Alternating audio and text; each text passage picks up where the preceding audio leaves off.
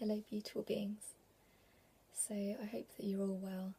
Today is the 20th of December, so it's the solstice in the morning, and I felt like it was a good time to make a video as the energies are starting to stream in, the portals are opening, and this beautiful energy is coming to align us with new beautiful realities, new pathways, new timelines, aligning us with our highest excitement, with miracles and beautiful things.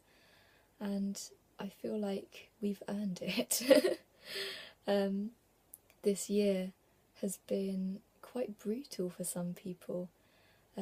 For most of us, it's been quite hard. We've had some quite tough lessons to move into. We've gone into some of our core wounds, those things that really trigger us to the core and make us make or break, basically. And if you've made it this far, then you're doing very well. So what I feel is that this year has really been about crashing down anything that is not in our highest alignment, that is in any way disrespecting us, not fulfilling our highest potential. We create new lives for ourselves, new beginnings, and then a lot of people around me, including myself, it hasn't come up to expectations because we were still hedging our bets and we weren't all in.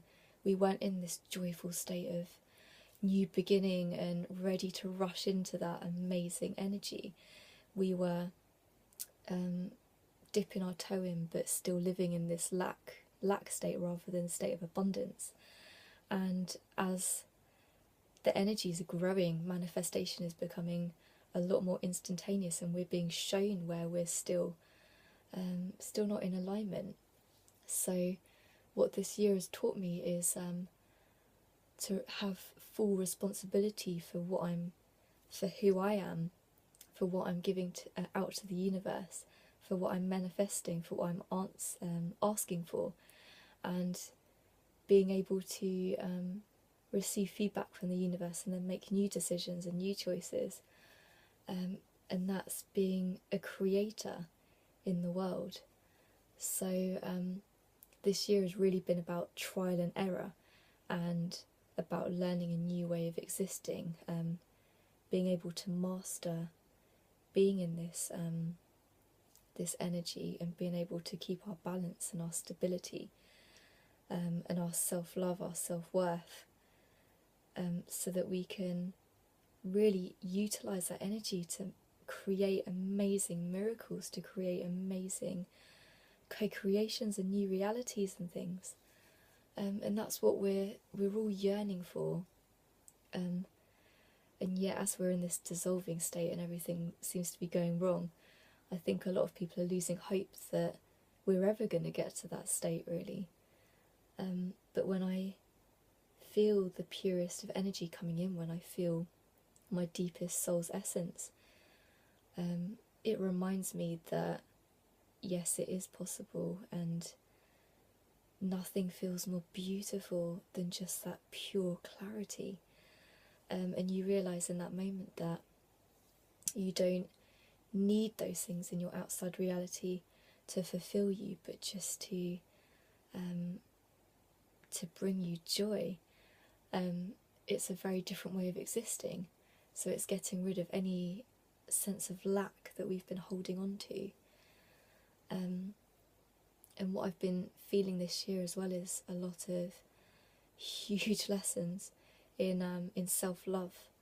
And I found that last year I had the beautiful awakening journey, and it was really the energy was just flowing me into whatever pathway I was supposed to go down. It felt very destined, and then as everything collapsed around me and collapsed again,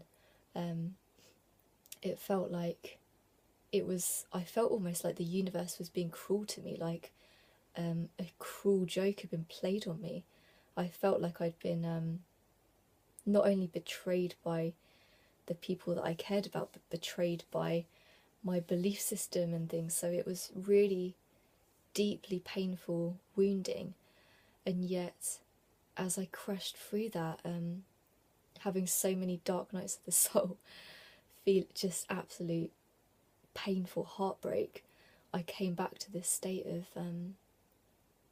actually really feeling like I can rely on myself, and that I'm not weak for being who I am, that actually respecting myself for who I am and what I have to give the world, and knowing that whatever happens, that I can manifest what I want to in the world, and I know what I have to give the world.